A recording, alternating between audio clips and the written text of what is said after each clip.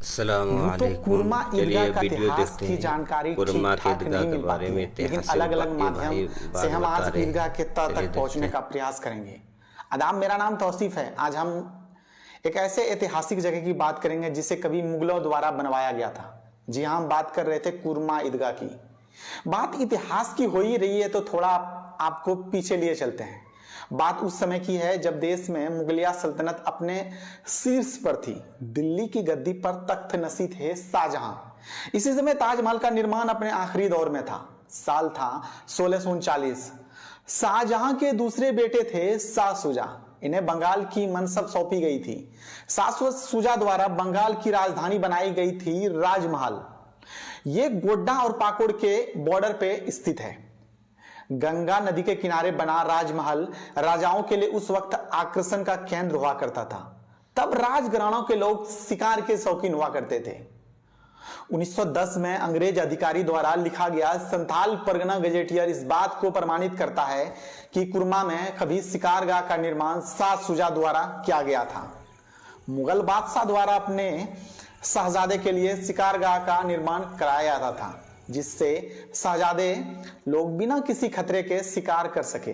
राजमहल से कुरमा की दूरी करीब 80 किलोमीटर के आसपास होगी। कुरमा के आसपास का क्षेत्र तब शायद जंगल रहा होगा। इस वजह से शाह शुजा द्वारा कुरमा में एक शिकारगाह का निर्माण कराया गया होगा। साल रहा होगा सन 1650 के आसपास का। तब इस क्षेत्र में बाहर से आए लोग अलग अलग जगहों से आकर बस रहे थे। उस समय जंगलों की खूब कटाई हुई होगी। आज के कुरमा से अगर आप ठीक पश्चिम की तरफ 5 किलोमीटर की तरफ चलेंगे तो आपको दो गांव मिलेंगे, रेनगांव और सठियारी। उससे ठीक पश्चिम की तरफ चलेंगे तो वहां आपको एक बगीचा मिलेगा। वहां आपको आज भी जंगलों के साक्ष्य मिल जाएंगे। शाह शुजा के द्वारा यहां एक मस्जिद का निर्माण कराया गया था। मस्जिद का स्ट्रक्चर पूरी तरह से लाहौरी डिजाइन में किया गया था। दीवारों का नाप, नक्शा, ईंट की साइज सभी लाल किले में इस्तेमाल की हुई ईंटों की तरह ही है। ऐसी ही ईंट से बना एक कुआं बसंतराय प्रखंड के कैतपुरा के पुराने बगीचे में अब भी मौजूद है। देखरेख के अभाव में कुआं का अब बहुत ज्यादा हिस्सा मिट्टी से भर चुका है। कुरमा में शाह शुजा द्वारा बनवाया गया मस्जिद बाद के सालों में से लोगों द्वारा ईदगाह के रूप में इस्तेमाल किया जाने लगा। फिर साल आया 1658 का। अब बादशाह शाहजहां को गद्दी से हटा दिया गया था। औरंगजेब नए बादशाह बन चुके थे। जो शाह शुजा को यह बात हजम नहीं हो रही थी। फिर सन 1661 में औरंगजेब और शाह शुजा के दरमियान लड़ाई हुई। शाह शुजा को मौत के घाट उतार दिया गया। आइए अब कुछ कुरमा में घटित ऐतिहासिक महत्व की बात करते हैं।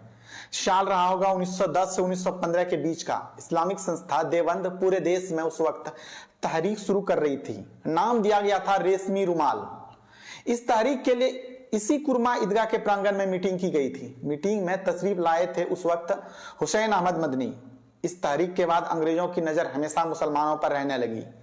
वहीं ऐसा लोगों द्वारा कहा जाता है कि आजादी से ठीक पहले सरहदी गांधी यानी खान अब्दुल गफ्फार खान भी इस शाही ईदगाह में अपनी तशरीफ लाए थे और यहाँ के लोगों को अंग्रेज के खिलाफ लड़ने के लिए उन्होंने गोल बंद किया था। बाद के सालों में इस ईदगाह के बगल में मुहर्रम की 10वीं तारीख को पहलाम किया जाने लगा, जिसमें आसपास के गांव के लोग यहाँ आने लगे। आप अपनी प्रतिक्रिया जरूर रखिए ताकि वीडियो और कंटेंट को और बेहतर रूप दिया जा सके।